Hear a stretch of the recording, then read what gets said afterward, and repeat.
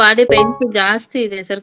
ಇಲ್ಲಿ ಕತ್ತಿಂದ ಬೆನ್ನು, ಕಾಲ್ ಚಲ್ಕುಗಳು, ಕೈ ಎಲ್ಲಾನು ಬೆಳಗ್ಗೆ ಎಲ್ಲ ನಮ್ನೆಸ್ ಬಂದ್ಬಿಡುತ್ತೆ ಸರ್ ಎದ್ದೇಳ. ನಿಮ್ಮ ನಾಡೀಶ್ವರ ರಿಪೋರ್ಟ್ ಅಲ್ಲಿ ವಾತ ಮತ್ತು ಕಫ ಬಂದಿದೆ ಅಂದ್ರೆ ಅದರ ಅರ್ಥ ವಾಯುದು ಮೊದಲನೇ ಗುಣ ಏನಪ್ಪಾ ಅಂದ್ರೆ ಚಲನೆ. ಅದು ಪಿತ್ತ ಜೊತೆ ಇದ್ರಿಗಿನಾಗಿ ಮೊಮೆಂಟಮ್ ಎಕ್ಸಸ್ ಇರುತ್ತೆ. ಅದು ಜಾಯಿಂಟ್ಸ್ ಎಲ್ಲ ಫ್ಲೂಯಿಡ್ಸ್ ಕಡಿಮೆ ಆಗ್ಬಿಟ್ಟು ಡ್ರೈ ಆಗಿ ಟಕ್ ಟಕ್ ಅಂತ ಸೌಂಡ್ ಬರುತ್ತೆ. ಅದೇ ವಾತ ಕೋಲ್ಡ್ ಜೊತೆ ಇತ್ತು ಅನ್ಕೊಳ್ಳಿ, ಅದೇನಾಗುತ್ತೆ ಅಂದ್ರೆ ನಿಮ್ಮ ಜಾಯಿಂಟ್ಸ್ ಅಲ್ಲಿ ಫ್ಲೂಯಿಡ್ಸ್ ಸ್ಟಾಗ್ನೇಷನ್ ಆಗ್ಬಿಡುತ್ತೆ. ಸೊ ಆಯುರ್ವೇದದಲ್ಲಿ ಇದನ್ನ ಒಂದು ಫ್ಲೆಮ್ ಅಕ್ಯುಮುಲೇಷನ್ ಅಂತ ಕರೀತಾರೆ. ಸೊ ಹಾಗಾಗಿ ನಿಮ್ಮ ಜಾಯಿಂಟ್ಸ್ ಗಳು ಮತ್ತೆ ಈ ಮಸಲ್ಸ್ ಅಲ್ಲಿ ಆ ಫ್ಲೆಮ್ ಅಕ್ಯುಮುಲೇಷನ್ ಆಗ್ಬಿಟ್ಟು ಮೊಮೆಂಟಮ್ ಕಡಿಮೆ ಆಗುತ್ತೆ ನಿಮ್ದು. ಈಗ ನೋಡಿ ಈ ಬೆರಳಲ್ಲಿ ಆ ಫ್ಲೆಮ್ ಅಕ್ಯುಮುಲೇಷನ್ ಆಯ್ತು, ಮ್ಯೂಕಸ್ ಅಕ್ಯುಮುಲೇಷನ್ ಆಯ್ತು ಅನ್ಕೊಳ್ಳಿ, ಇಲ್ಲಿ ಬ್ಲಡ್ ಸರಿಯಾಗಿ ಮೂವ್ ಆಗಲ್ಲ. ಯಾವಾಗ ಬ್ಲಡ್ ಸರಿಯಾಗಿ ಮೂವ್ ಆಗಲ್ವೋ ಕೈ ಕಾಲುಗಳು ಭಾರ ಅನ್ಸುತ್ತೆ, ಹೆವಿನೆಸ್ ಮತ್ತೆ ನಮ್ನೆಸ್ ಅನ್ಸುತ್ತೆ.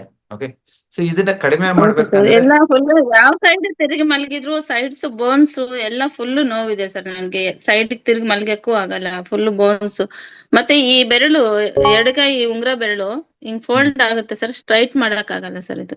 ಸೊ ನಿಮ್ಮ ದೇಹದಲ್ಲಿ ವಾಯು ತತ್ವ ಡಿಫಿಷಿಯನ್ಸಿ ಅಂದ್ರೆ ವಾಯು ಪಿತ್ತ ಜೊತೆ ಇದ್ರೆ ಎಕ್ಸಸ್ ಅಂತೀವಿ, ಅದೇ ವಾಯು ಕಫ ಜೊತೆ ಇದ್ರೆ ಡಿಫಿಷಿಯನ್ಸಿ ಅಂತೀವಿ. ಚಲನ ಶಕ್ತಿ ಕಡಿಮೆ ಇದೆ ನಿಮ್ಗೆ. ಸೊ ನೀವು ವಾರಕ್ಕೊಂದ್ ಎರಡ್ ಸತಿ ಸಾಕು, ಜಾಸ್ತಿ ಆಗುತ್ತೆ. ಡಾರ್ಕ್ ಬ್ಲೂ ಕಲರ್ ಅಲ್ಲಿ ನಂಬರ್ 2 ಅಂತ ಬರ್ಕೊಳ್ಳಿ ಕೈಯಲ್ಲಿ, ಪಾಮಲ್ಲಿ ಎಲ್ಲಾದ್ರೂ ಡಾರ್ಕ್ ಬ್ಲೂ ಕಲರ್ ಅಲ್ಲಿ ನಂಬರ್ 2 ಅಂತ ಬರ್ಕೊಳ್ಳಿ. ನಿಮ್ಗೆ ವಿತಿನ್ 2 to 3 weeks ಅಲ್ಲಿ ನಿಮ್ಗೆ ಆ ಚಲನ ಶಕ್ತಿ ಇಂಪ್ರೂವ್ ಆಗುತ್ತೆ, ನೋವು ಕಮ್ಮಿ ಆಗುತ್ತೆ. ನಿಮ್ಗೆ ಬೆಟರ್ ಆದ್ಮೇಲೆ ವೀಕ್ಲಿ 2 times ಬರಿಬೇಡಿ, ಒಂದ್ಸತಿ ಬರೀರಿ.